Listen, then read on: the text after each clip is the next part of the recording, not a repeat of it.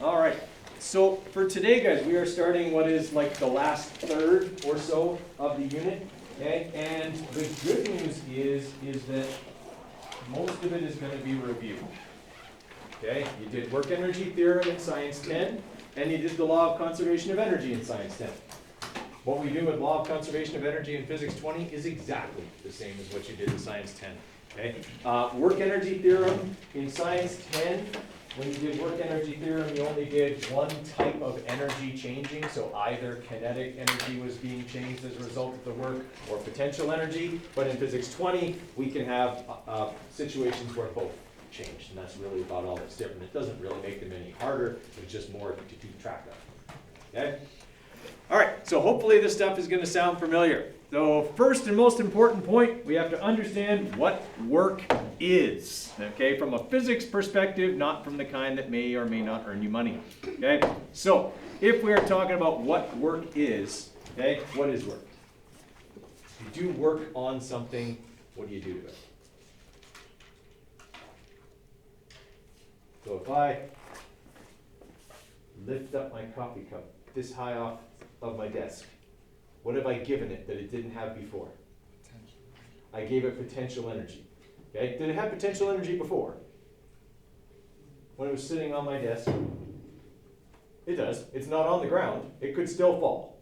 Right? It could still fall to the floor, so it is above the ground and it would have potential energy. But when I lifted it up, I gave it even more. Okay? So, when we do work, we are changing the mechanical energy of an object.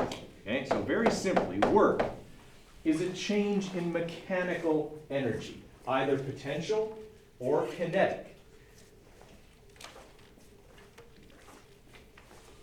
Okay? If I was to throw the coffee cup, which I wouldn't do because if I don't have that coffee, I will make no sense for the rest of the day.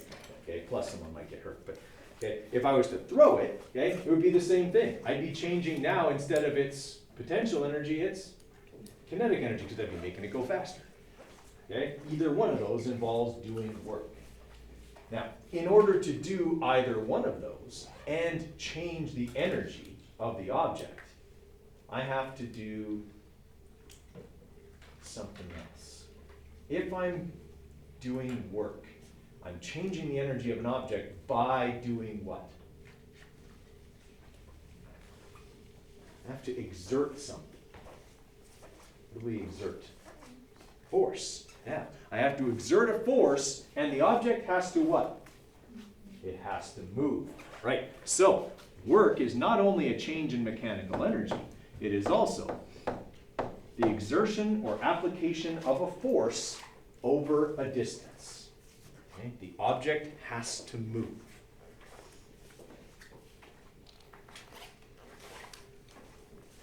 Okay, so if I, try to pick up this desk, but I'm not strong enough, so it doesn't move. I'm pulling up on it. I'm exerting a force, but am I changing its energy? I'm not, because it doesn't move. Okay, without that distance part, okay, doesn't matter how hard I push or pull, I'm not doing any work. Okay? I can push on this wall all I want. I'm not going to change the energy of the wall, because the wall's not going to what? Not going to move. Okay? Does the wall do work on me when I do that? It actually does, because when I push on the wall may not move, but my muscles, because they're contracting, get shorter. Yeah. There's the distance over which that force is being exerted. That's why I get tired and the wall doesn't. Okay? I'm still expending energy to brace myself against that responding Newton's third law kind of force. Okay? I have to brace myself against that. It's doing work. It's just not producing any mechanical energy. It's going to turn into heat and sound and eventually me on the floor in a sweaty pool. Okay? But yeah. All right. So we need to understand the relationship between force and work. Well, according to this formula, if I exert more force, I will do more work. Yeah, the harder you push, the more work you would do.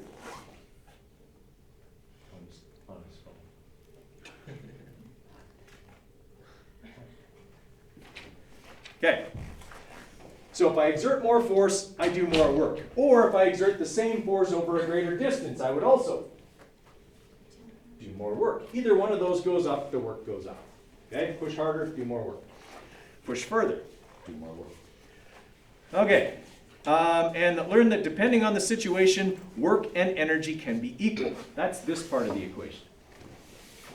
Okay? If I have something that starts out with no mechanical energy, then at the end of me doing work, its energy will be equal to the work I did in the perfect physical world where I'm not losing any energy to other forces. Okay, does everyone kind of follow there?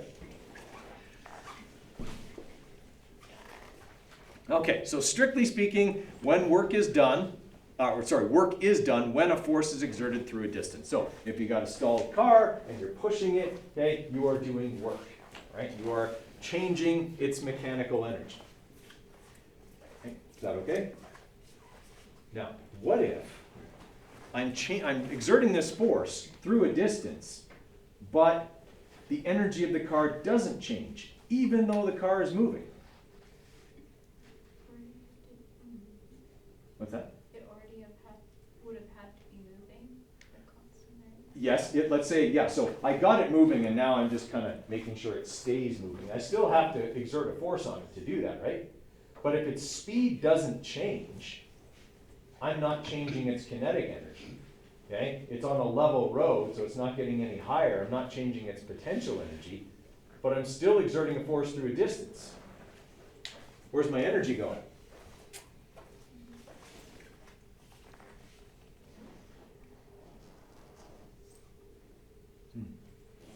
That's trickier. I'm not changing the energy of the car, but I still have to push it. What's working against it? Friction. Yeah. Okay. So now a lot of my mechanical work is just being used to overcome the mechanical friction that is there. I'm doing work against the force of friction. I'm no longer changing the mechanical energy of the car, the potential or the kinetic, but I'm working against the internal friction of the car. Okay. And that means that I'm turning some of that energy into sound and heat and stuff like that. Okay. Now, if this was the perfect physical world, once I got the car to that speed, would I need to push it anymore? I wouldn't, because there'd be nothing working against me. If I keep exerting that force, I'm going to keep changing its kinetic energy. Okay? If this was like out in space, we were talking about how in lots of science fiction movies, they always have the engines on for some reason. Okay? As soon as I turn on the engines, what's going to happen to the speed of the spacecraft? It's going to accelerate. It's either going to speed up or slow down depending on which way it was facing. Okay? But if I get the ship up to speed, I don't need to expend fuel. I can turn the engines off and coast the rest of the way. Okay? Because there's nothing to take that energy away from me. Okay? So there can be work where you're putting energy in, and there can be work where energy is being taken out. You're doing work against what we call non-conservative forces. Friction is usually the most common non-conservative force. All right. Oh, sorry. Work is a scalar quantity. Okay, think about what I'm putting together here. Force is a vector quantity, but I'm multiplying it by usually displacement, not usually distance, usually displacement. Okay, that's two vector quantities. But when it all is said and done, I end up with a scalar quantity. Why is work and also energy, why are they scalar quantities?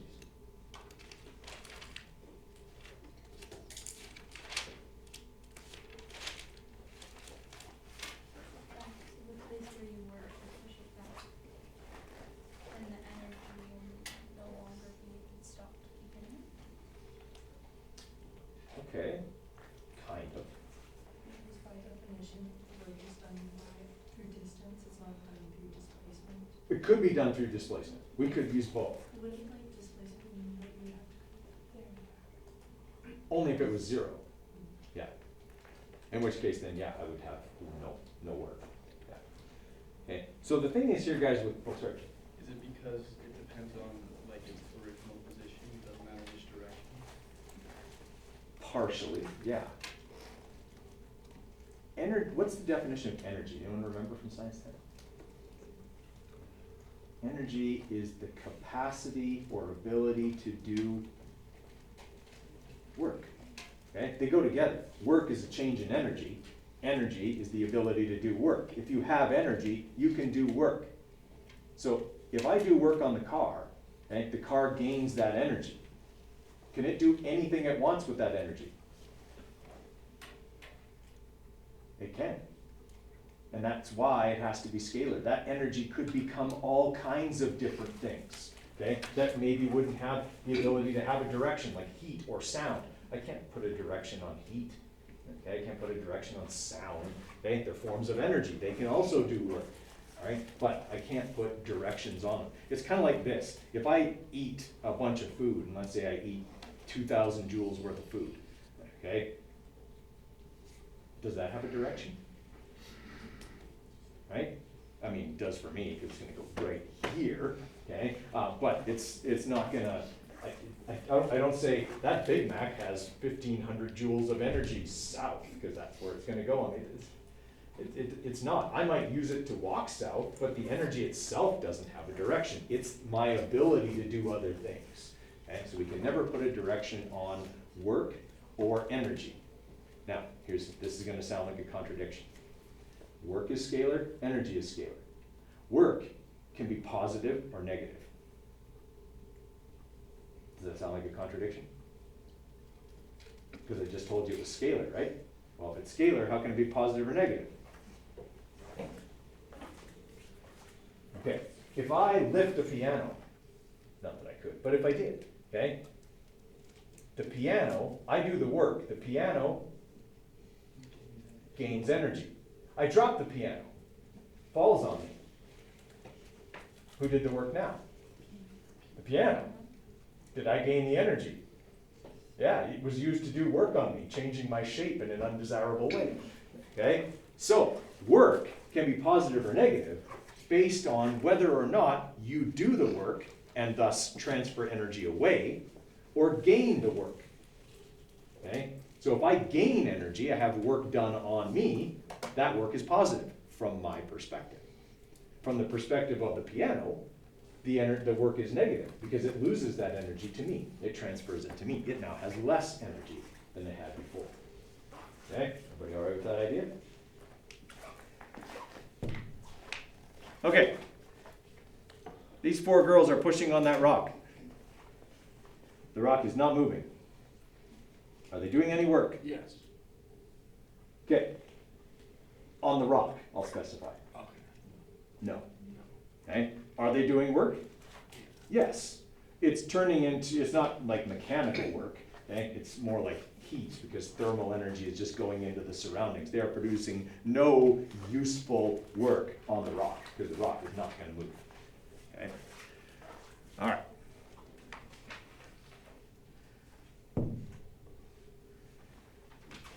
Okay, force and displacement don't have to go in the same direction for work to get done.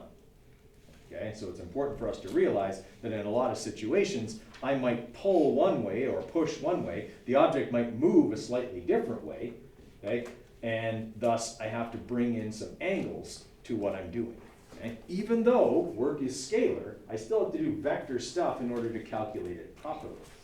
So in the case of if you're pulling a suitcase along, okay, so you've got your suitcase and it's got an angle just like that luggage carrier in the picture there, okay, you're pulling at an angle, but the suitcase is moving horizontally. Okay, so is all of the force you're exerting doing useful work? It's not. Only what part of it in this case? Because that angled force has a vertical component and a horizontal component. Which one's actually doing work?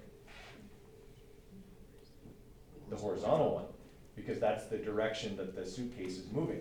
Since the suitcase doesn't move vertically, you don't change its potential energy or kinetic energy in the vertical dimension. So that part of the force doesn't do anything. Okay? So I only need to worry about the part of the force that's actually causing or is parallel to the displacement. Right? It's force. We always learned in Science 10 that work was force times distance. It's actually displacement. And it's actually this.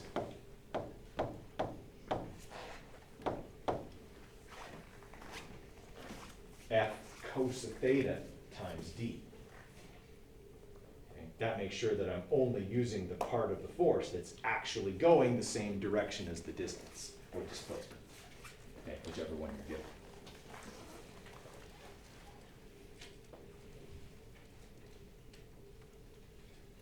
Okay, does that make that formula like crazy hard? It doesn't. And most of the time, we don't even bother with it, because most of the time, the force and the distance or displacement are parallel. Okay? If they're parallel, what's the angle between them? 0. What's the cos of 0? 1. Right? So it eliminates itself. F times 1 times d is F times d. Okay, everybody okay with that? Okay, so in this situation here, okay, we would just use the horizontal component, okay, of that force, okay, that would be this arrow right here, and we would calculate distance, or sorry, work that way. Okay, so let's look at this one as just a super simple example of that.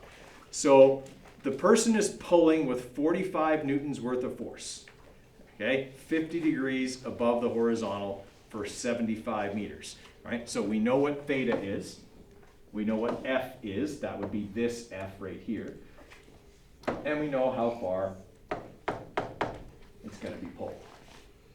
Okay, so I would simply go work equals F cos of theta times D. So when I punch all that in, I got 45 newtons times the cos of 50 times 75 meters gives me 2.17 times 10 to the 3 joules worth of work. Okay. Now, here's the second step to something like this. If the luggage has a mass of, let's say, 20 kilograms, because that's about 50 pounds, okay, how fast is it going? After the 75 meters. Okay? It's only moving horizontally, so all the work, assuming she started from rest, as you would with a suitcase, right? Okay? How fast would the suitcase be going?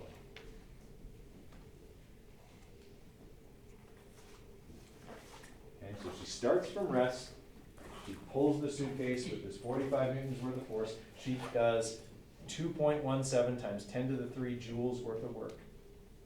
How fast is the luggage going? What kind of energy is she changing about the luggage? Kinetic or potential? Kinetic. It's along a level floor, right? She's not changing its height, so she's not changing its gravitational potential energy. She's making it go faster. Right? She starts from rest, and we're trying to find out what her final speed will be. Everyone okay with that? Okay. So here's what you did in Science 10. Okay. In Science 10, you would have done this. Work equals, okay, the change in mechanical energy. But you would have identified that in this situation, only kinetic energy is changing. Okay?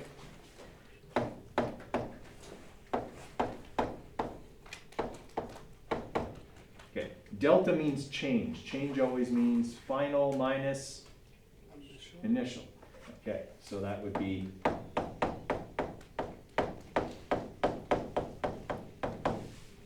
right, is this looking a little bit familiar? So you wouldn't have had the cos of theta part. Okay? Now, we already know what this equals. We already calculated it, so we could even take that rate out right now and just write. Because we already calculated it, 2,170 joules. Okay, the suitcase started from rest, and I'm looking for its final speed. If it started from rest, how much kinetic energy did it have then? 0, right. If it's not moving, it can't have any kinetic energy. Kinetic energy is energy because you're moving. All right, so that's 0. I can get rid of that. Okay. Do we have a formula that calculates kinetic energy? Might be on your formula sheet. Might look familiar when I write it up here.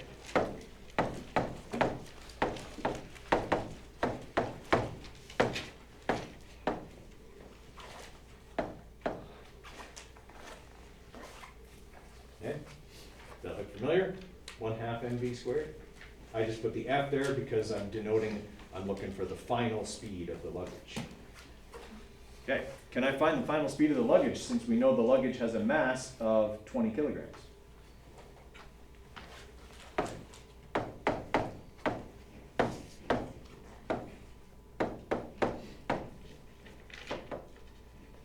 Okay, and then that calculates VF squared. Well, I want to square root that, so I'm going to have the square root of 2,170 over 1/2 times 20 equals VF.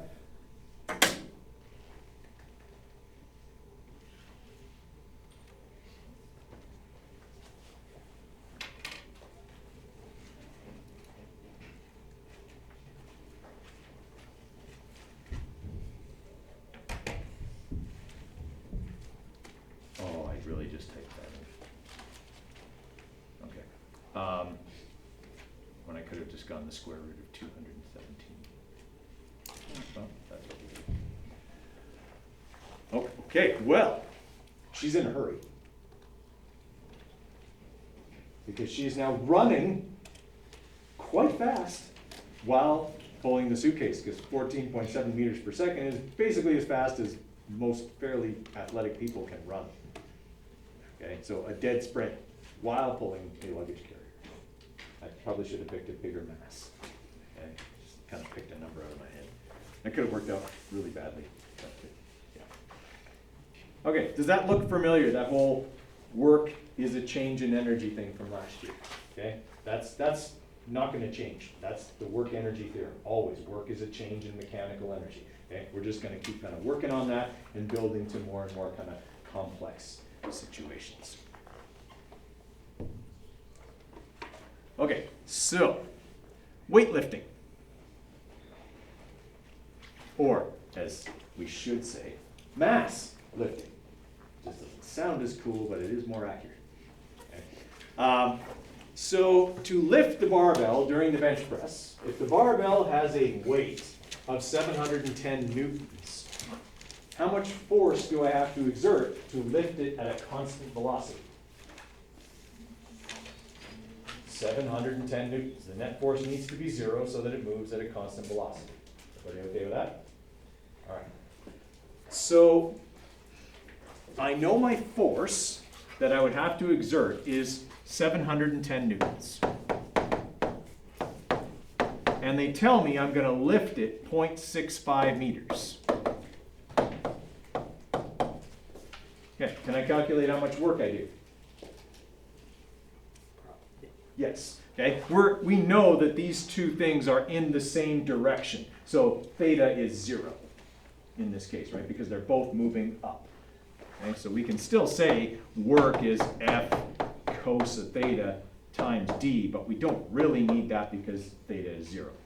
All right, so we're going to go 710 times 0.65.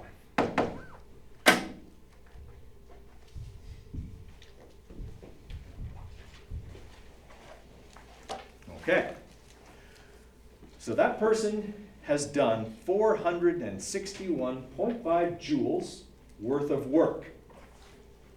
What did that work become?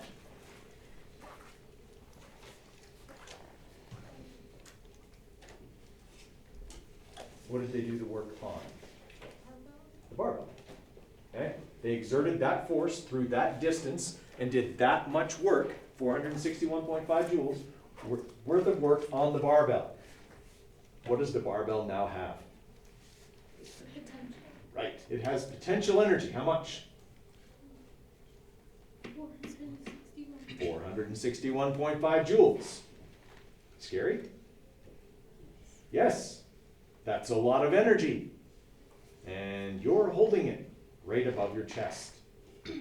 Okay, so I want to safely lower the barbell back down. What do I have to do?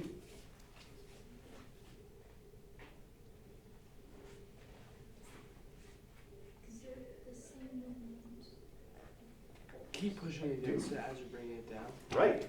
I have to exert the same amount of force. I have to keep pushing against it until I lower it back down. In fact, doing the upward portion and the downward portion are identical for the person doing the lifting and lowering.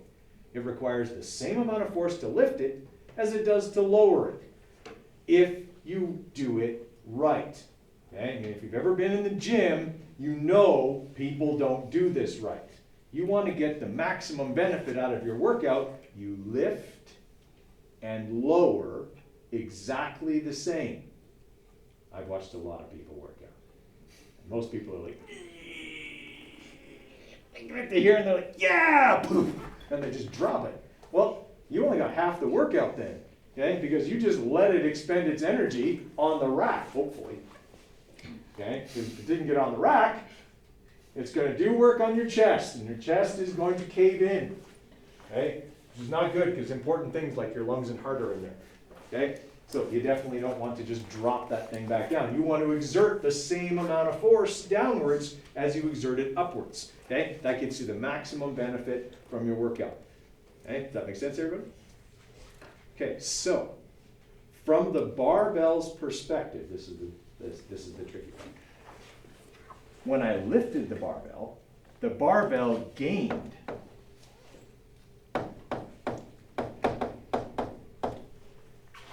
that much energy. How much work does it take to lower it? Negative with that? Exactly. How do we get that, though? Mathematically, how do we get that? How do I get that number to be negative? Negative displacement. Okay, could be displacement. We could look at it that way. Or, this angle is 0. What's this angle? 180. Yeah, 180. What's the cos of 180? -1. So, if I go F, cos of 180, because that's the direction of movement compared to the direction I'm exerting the force, right? Times 0.65, don't have to put a vector on that, it can be distance. I'll still get that the barbell lost 461.5 joules of energy, because it gave it back to me. Okay? Everybody all right with that idea? Okay. All right, so that's the work is going to be numerically equal whether you lift or lower. Okay, but one has to be negative because now the barbell doesn't have as much energy when it's back down below. Okay, and we have to reflect that. Okay, and we just talked about all of that. Okay, so here's the, well, like some people will say this, the chicken and the egg argument. Okay, I think that's ridiculous. What came first, the chicken or the egg? Egg. Okay, why? Birds evolved from reptiles, and reptiles lay eggs. Eggs came before chickens. It's a very clear-cut argument. There's no philosophical, thing to that. It's very clear that eggs were around long before chickens. Okay, so you can put that one to rest. Okay, but in terms of work and energy, there is that kind of relationship. If I have energy, I can do work. I don't have energy, I can't do work. So I have to have energy to do work. I can't do work if I don't have it. Okay? So, in the morning, like tomorrow when it's supposed to snow, okay, when your parents wake you up and say, hey, go shovel the driveway, you go, I can't, I have no energy. You're lying. Okay? You totally do, or you wouldn't be able to say I have no energy. Okay? But if that were actually true, you would not be able to go outside and shovel the driveway, because that's work. You obviously know that. That's work and it sucks. Okay? But you wouldn't be able to do it because you would not have energy to transfer to the snow while pitching it off of the driveway. Okay? So you have to have energy because work is a change or a transfer of energy. You can't give away what you don't have. Okay? At least physically speaking. Money, apparently, you can. Okay? You can go on credit and go in debt and pay for it for the rest of your life. But with energy, that doesn't work. Okay? You can't borrow energy. You either have it or you don't. Okay? All right, so that's the work energy theorem. Okay, to do work, you must have energy. The work energy theorem says that work is a transfer of energy, okay, or a change in energy, mechanical energy specifically. All right, now the two kinds of energy we're going to deal with are kinetic energy, and in this unit, only gravitational potential energy. Okay, there are more kinds of potential energy, okay, but we're only going to deal with gravitational potential energy in Unit 2. When we get to Unit 4, we'll also look at elastic potential energy, okay, which comes from changing the shape of something that can snap back to its original shape, like a rubber band or a spring. Okay, so technically speaking, work is a change in mechanical energy. Now, from Science 10, how do I calculate mechanical energy?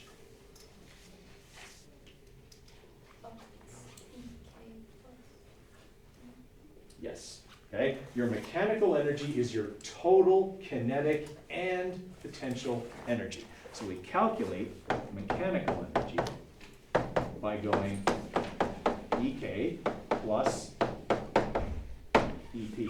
That's not on your formula sheet. That's something we expect you to know. Okay.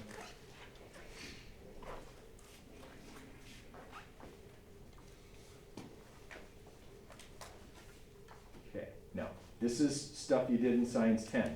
Okay, if I say that work is a change in mechanical energy, okay, we would say then that work equals our final mechanical energy minus our initial mechanical energy. Okay. In Science 10, you never had a question that had both changing. You either had a kinetic energy change or a potential energy change, never both. In Physics 20, we're going to do ones that have both changing, which basically means how much work is required to push something up a hill, accelerating it up a hill, where you'd be making it go faster, changing its kinetic, and making it go higher, changing its potential. Okay? So it would be a change in both. Okay. All right, so if this is how I calculate these numbers, can I expand this out? Yes. Okay, and it would look like this.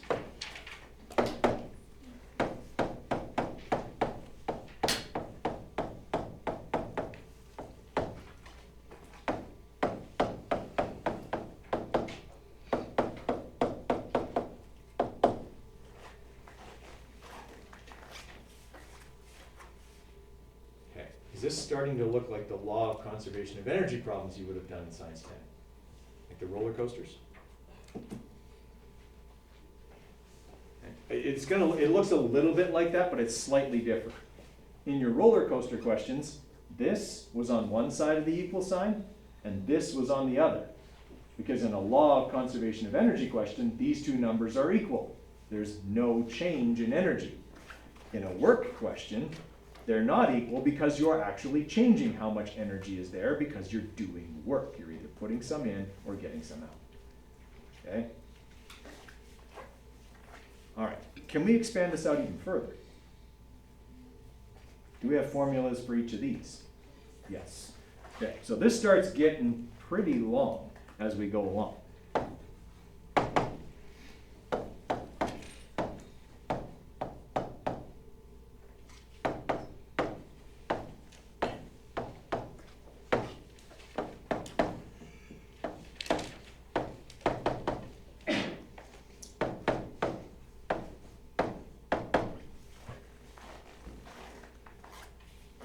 Am I still saying the same thing?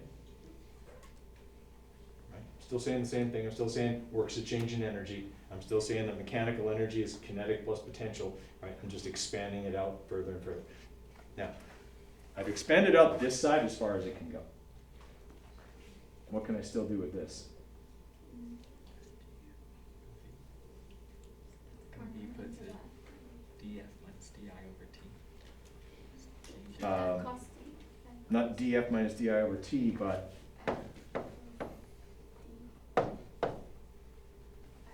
right? Force times distance. I could put the cos of theta thing in there if I needed to.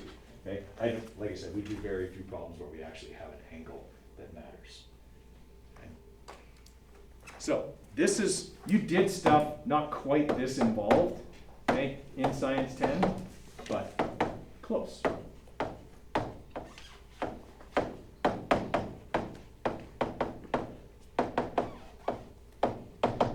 right, that's as crazy as it would get. That's as far out as you would have to expand it. In most situations, one or more of those energies is going to be zero.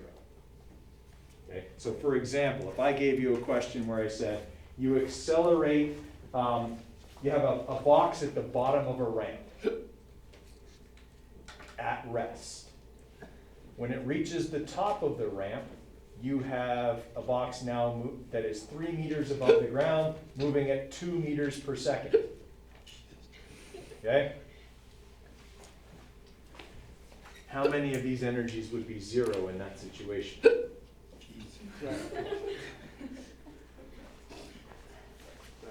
It's okay. Nothing you can do about it. Okay? How many of those energies would be zero if I started at the bottom of the ramp at rest and finished at the top of the ramp 3 meters higher, moving 2 meters per second? 2 of them. Which 2?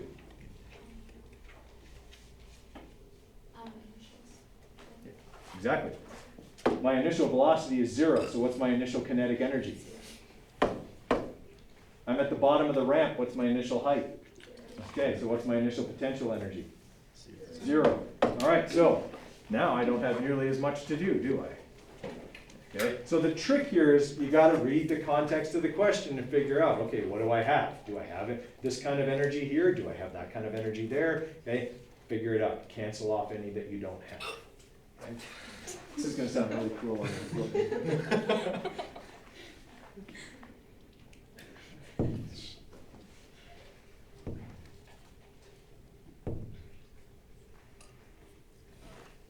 Okay, let's have you guys try question number, well, let's do question number 1 together and see how we do with that. All right, so we're pulling a sled along a horizontal surface. Okay, so here's our horizontal surface. Okay, I'm just going to draw a box for our sled. Applying a force of 620 newtons at an angle 42 degrees above the horizontal.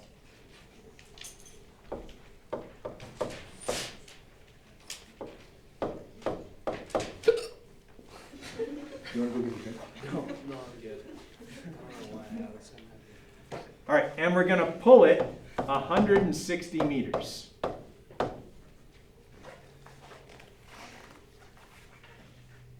Okay, can I calculate how much work is done here? Yep. All right, which formula do I use?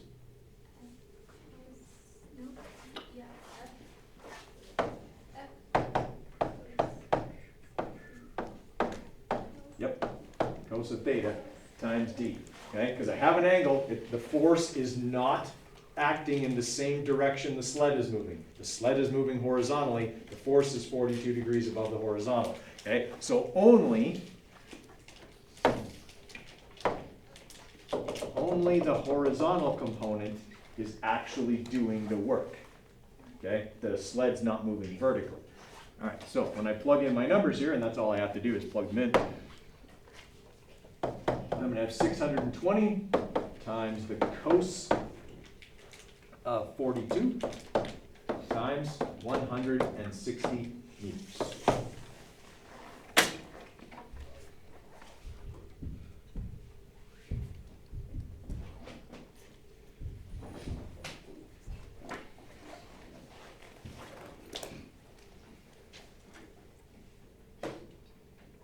You know what? I should have done that differently.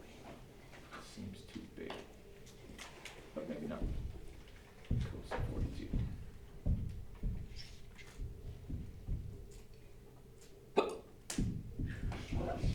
Nope, we're good.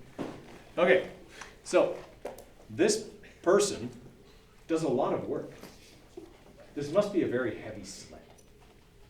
Okay, because they do 73,720 joules of work, basically. Okay, what do we have? We only have 3 significant digits, so 7.37 times 10 to the 4 joules worth of work. That's a lot of work. One of those horse sleds. Yeah, or a dog sled or something. Yeah, it's a lot of work. Okay, see if you guys can try number 2. You have to do a little manipulation of that formula on number 2. I was just gonna ask if you could quickly go back for 1 second to that slide with all the formulas on it. There's just the last one. Thank you.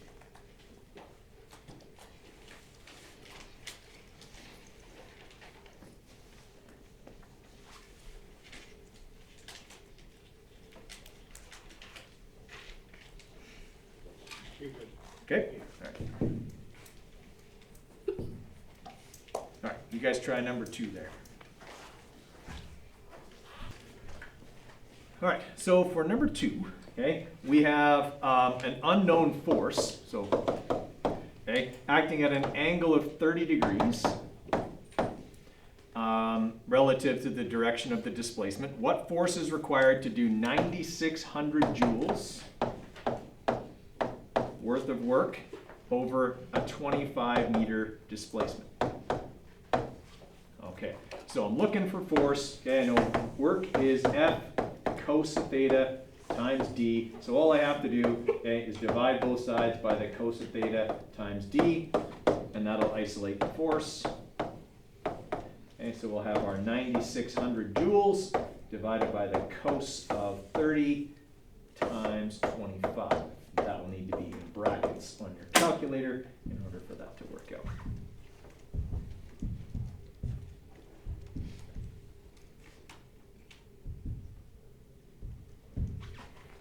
Okay, so 400 and, well, we have what, 3 significant digits, so 443 newtons worth of force would be required here. Okay. All right, now let's look at number 4 here. Okay. Number 3 is basically the same thing. So for number 4, we have a bungee jumper who has a mass of 60 kilograms, leaps off a bridge, hopefully connected to the bungee cord. Okay. Because they never specified that.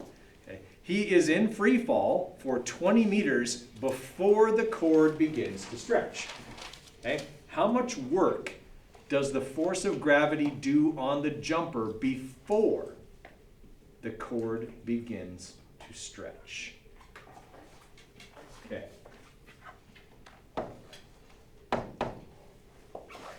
We can do force times distance, or we can do this.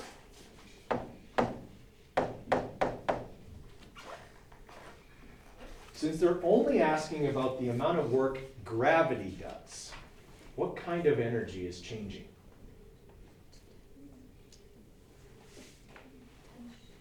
Yeah, I mean, potential and kinetic are both changing, but the thing is that they change into each other. The amount of potential energy that is lost is the amount of kinetic energy that is gained. That's why you accelerate while you fall. Okay, everyone follow me there? Okay, so can I say then that work is a change in gravitational potential energy? Okay, so can I then say that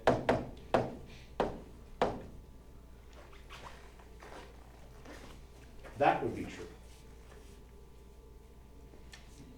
Okay, I mean, technically, I should do this.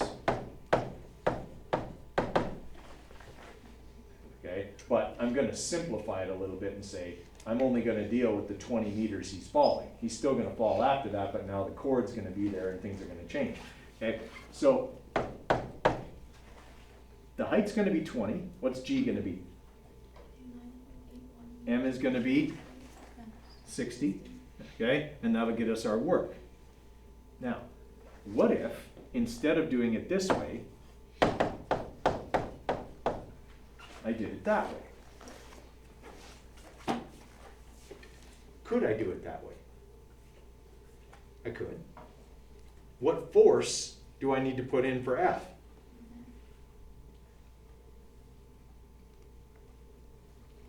What force does it say is doing the work? The force of gravity. The force of gravity. How do I calculate the force of gravity? Yeah, I'm saying 1 times the distance. Not times the distance, times mass. Okay, so I say this is the force of gravity.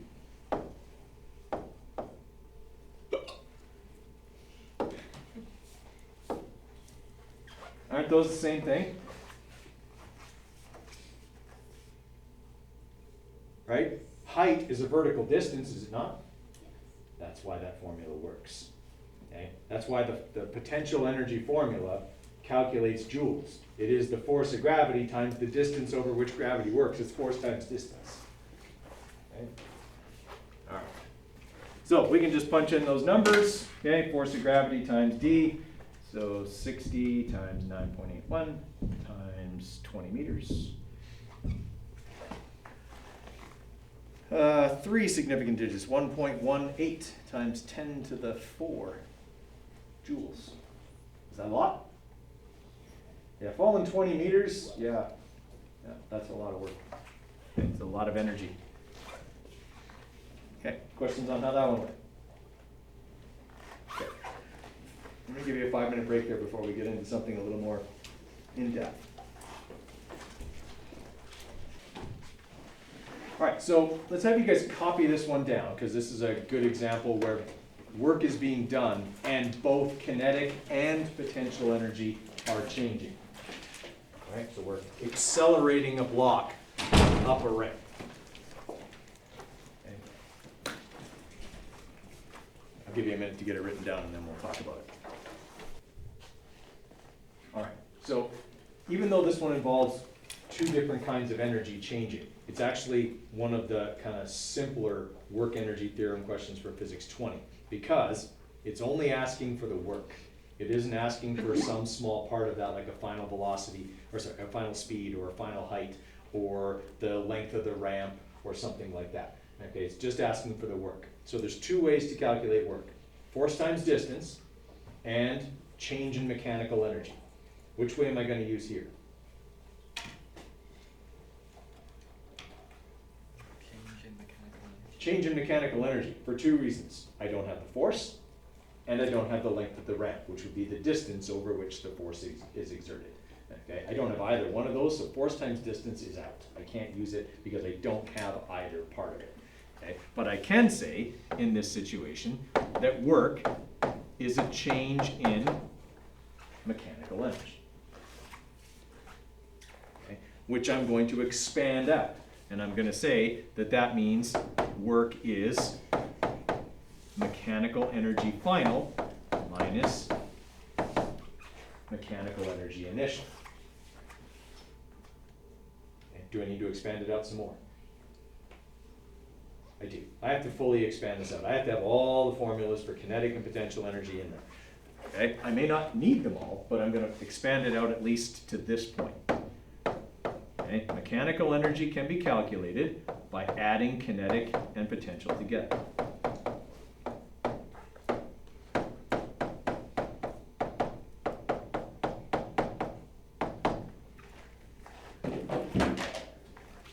Okay, so now I'm going to stop expanding for a minute, right? Because now I know what energies are possibly involved. Okay? There could be a final kinetic, there could be a final potential, there could be an initial kinetic, there could be an initial potential. Okay? What I want to do at this point, before I go any further, is see if in fact all 4 of those are present. Okay?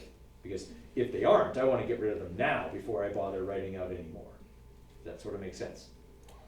Okay, so all I'm saying so far is that work is a change in mechanical energy. Okay, that means I subtract the final, or subtract the initial from the final mechanical, and that mechanical energy is kinetic plus potential. So my final mechanical is my final potential and final kinetic added together, and my initial mechanical is my initial potential and my initial kinetic added together. That's where I'm at right here. Okay, now I need to look at the situation. I start out this question at the bottom of the ramp. What's my height at the bottom of the ramp? Right, it's 0. So how much potential energy do I have initially? Right. So I can get rid of that. It's 0. I don't need it. It says the box is moving at 1 meter per second at the bottom of the ramp. So does it have kinetic energy initial? Yes. Yes. Okay, I can't cancel that one off. At the top of the ramp, it says it's moving at 4 meters per second. Does it have kinetic energy at the top? Yes. Okay, and at the top, is it higher than it was at the bottom? Yes. So it has potential as well. All right, I can't cancel any more out, just the initial potential, that's the only one that was 0. Okay, so I'm still just trying to calculate work. Now I'm gonna expand this stuff out so I can start plugging stuff in and doing a calculation, right? Kinetic energy is 1/2 times m times v squared. In this case, vf, my final speed, 4 meters per second. Okay, plus m times g times h final.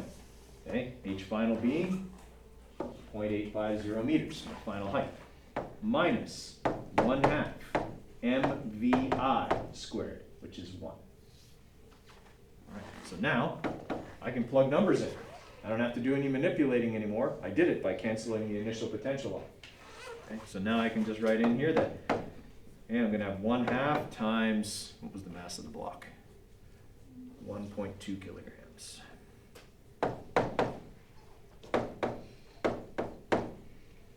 Okay, so 1/2 times 1.2 times 4 squared, that's my final kinetic energy because I'm moving at 4 meters per second top of the ramp. Okay, plus my initial, or my final potential, 1.2 times 9.81 times my final height, which was 0.850 meters. And now I'm going to subtract the energy I had at the bottom, which is all kinetic, 1/2 times 1.2 kilograms times 1 meter per second squared. Okay. So, does this object, like even without doing this calculation, have way more energy at the top than it had at the bottom? Well, it's got more height, so it's got more potential energy. Is it moving faster? Okay. Did I have to do a fair amount of work to make that happen? I mean, it's work just to drag something up a ramp at a constant velocity. I not only dragged it up the ramp, I accelerated it up the ramp. I gave it both more potential and more kinetic. So I should have a fairly decent number here for the amount of joules of work that has to be done. So 0.5 times 1.2 times 4 squared plus 1.2 times 9.81 times 0.85 minus 0.5 times 1.2 times 1. I can square it, but I don't need to because 1 squared is still 1. Okay, 19 joules worth of work to get this thing up the ramp in this way.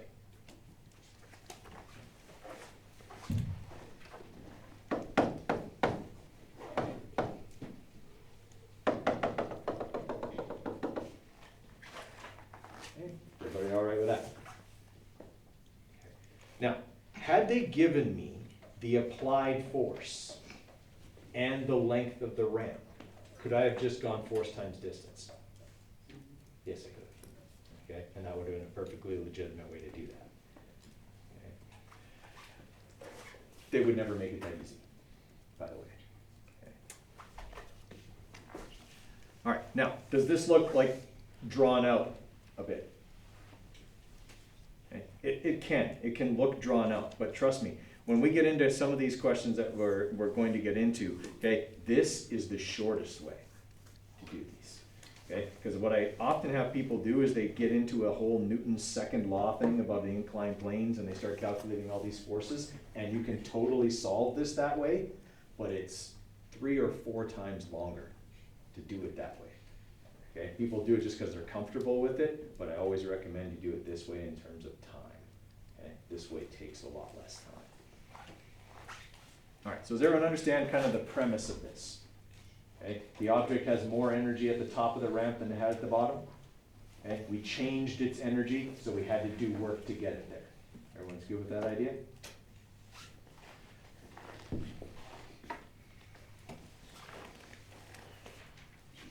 Okay, let's have you guys try number 1 here. It's not nearly as involved as the ramp question we just did. Okay, but it's still one of these.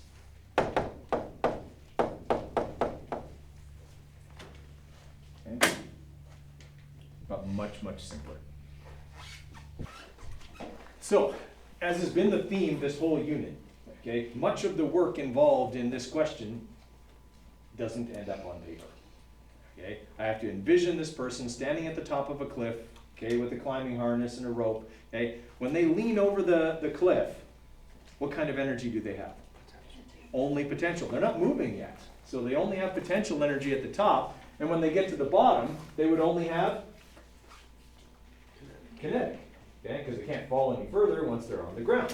Okay, so when I'm looking at this, I can say, sure, in this case, we would have kinetic energy final plus potential energy final minus kinetic energy initial plus potential energy initial. But initially, we're not moving, so we don't have any initial kinetic. And when we're on the ground, we don't have any final potential.